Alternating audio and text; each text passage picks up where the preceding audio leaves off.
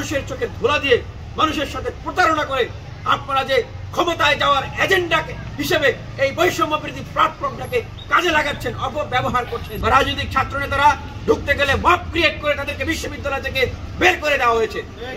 যারা এই কাজগুলো করেছে, জঘন্য কাজগুলো করেছে, তারাই এখন নতুন ছাত্র সংগঠনের নেতা, তারা এখন নতুন নতুন ছাত্র সংগঠনের নেত্রী, তারা এখন নতুন রাজনৈতিক দলের নেতা, তারা এখন নতুন রাজনৈতিক দলের নেত্রী। এই ঢাকা বিশ্ববিদ্যালয় সিলেটে বলেছে ছাত্র রাজনীতি চাই না, তারা এখন নতুন রাজনৈতিক বন্দোবস্ত, নতুন রাজনৈতিক দলের নেতা। এই ধরনের রাজনৈতিক প্রতারণা তারা করেছে বাংলাদেশের মানুষের সাথে। সেই জায়গা থেকে বলতে চাই, আপনারা মানুষের চোখে ধুলা দিয়ে মানুষের সাথে প্রতারণা করে আপনারা যে ক্ষমতায় যাওয়ার এজেন্ডা হিসেবে এই বৈষম্য বৃদ্ধি প্ল্যাটফর্মটাকে কাজে লাগাচ্ছেন, অপব্যবহার করছেন, সেটার তীব্র নিন্দা এবং প্রতিবাদ জানাচ্ছেন। সেই সংযুক্তির জায়গা থেকেই বলছি, এই যে কোটা ব্যবস্থা চালু করা হলো, এটা একটা সূচনা। এরপরে দেখবেন ধাপে ধাপে তারা বলবে আমরা চাকরিতেও কোটা দেবো, আমরা অমুক জায়গায় কোটা দেবো, তমুক জায়গায় কোটা দেবো। এটার অর্থ কি জানেন? এইটার অর্থ কি? এইটার অর্থ হচ্ছে সামনে ন্যাশনাল ইলেকশন, আমরা রাজনৈতিক দল গঠন করেছি, আমরা ক্ষমতায় যাব, আপনারা যারা যারা আমাদের সাথে থাকবেন তাদেরকে এই সুযোগ সুবিধাগুলো দেওয়া। সুতরাং ঠিক আওয়ামী লীগ যেইভাবে কোটা ব্যবস্থা চালু করে তাদের নির্বাচনী কাজে ব্যবহার করেছে, তাদের রাজনৈতিক কাজে ব্যবহার করেছে, ঠিক সেইভাবে আমরা অবশ্যই এই নিরপেক্ষতা হারিয়ে যাওয়া রাজনৈতিক দল গঠন করা এই অন্তর্বর্তীকালীন সরকারের যে আমাদের প্রতিবার উপদেষ্টা রয়েছেন তাদেরকে আমরা সেই সুযোগ দিতে পারি না। আমরা দেখছি আওয়ামী লীগের সময় মুক্তিযোদ্ধা ছিলেন, কিন্তু তিনি আওয়ামী লীগ করতেন না। মুক্তিযুদ্ধের সন্তান, নাতি নাতনি, তারা বাংলাদেশের শ্রেষ্ঠ সম্পদ, তারা আমাদের সম্মানের পাত্র। আওয়ামী লীগ না করার কারণে তাদেরকে নিগৃহীত করা হয়েছে, দেখেন নাই? নিগৃহীত করা হয় নাই, তাদের ছেলে মেয়ে নাতি নাতি আওয়ামী লীগ না করার কারণে তাদের উপর অত্যাচার করা হয় নাই, ঘরবাড়ি ভাঙচুর করা হয় নাই। ঠিক এখনো দেখবেন এই কাজগুলি হবে, যার সূত্র তো বললাম।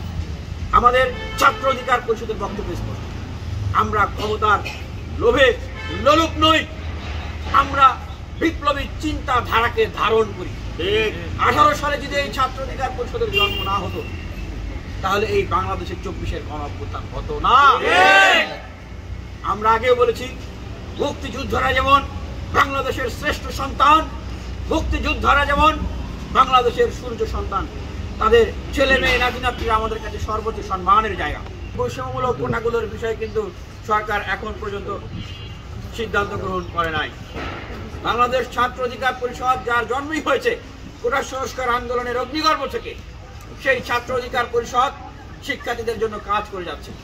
তারা রাজশাহী বিশ্ববিদ্যালয়ে পোষ্য করার জন্য আন্দোলন করেছে, ঢাকা বিশ্ববিদ্যালয়ে, জাহাঙ্গীরনগর বিশ্ববিদ্যালয়ে, চট্টগ্রাম বিশ্ববিদ্যালয়ে, গোপালগঞ্জ বিজ্ঞান ও প্রযুক্তি বিশ্ববিদ্যালয়ে পোষ্য করার বিরুদ্ধে আন্দোলন করে যাচ্ছে। সেই জায়গা থেকে আমরা আবারও বলছি যে এই বিভিন্ন শিক্ষা প্রতিষ্ঠানে যে বৈষম্যমূলক কোটা ব্যবস্থা চালু রয়েছে এটির বিলোপ সাধন করতে হবে। যদি করা না হয় ছাত্র অধিকার পরিষদ আবারও তীব্র থেকে তীব্রতর আন্দোলন গড়ে তুলবে। প্রিয় সাংবাদিক ভাইরা, আপনাদেরকে একটু স্মরণ করিয়ে দিই, এই যে কোটা ব্যবস্থা চালু করা হয়েছে, আমরা মনে করি যে এই কোটা ব্যবস্থা ঠিক এই মুহূর্তে চালু করার পিছনে রাজনৈতিক উদ্দেশ্য রয়েছে।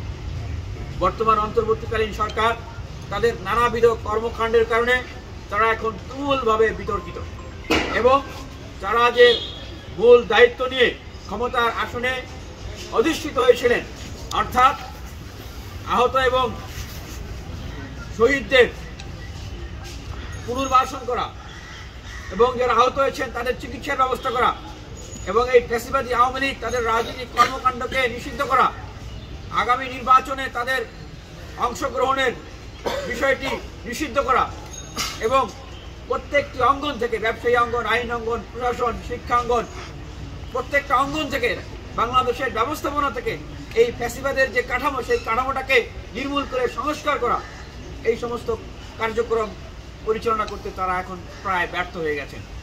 এবং আপনারা দেখছেন দ্রব্যমূল্যের ঊর্ধ্বগতি, মানুষের জনজীবন এখন বিপর্যস্ত।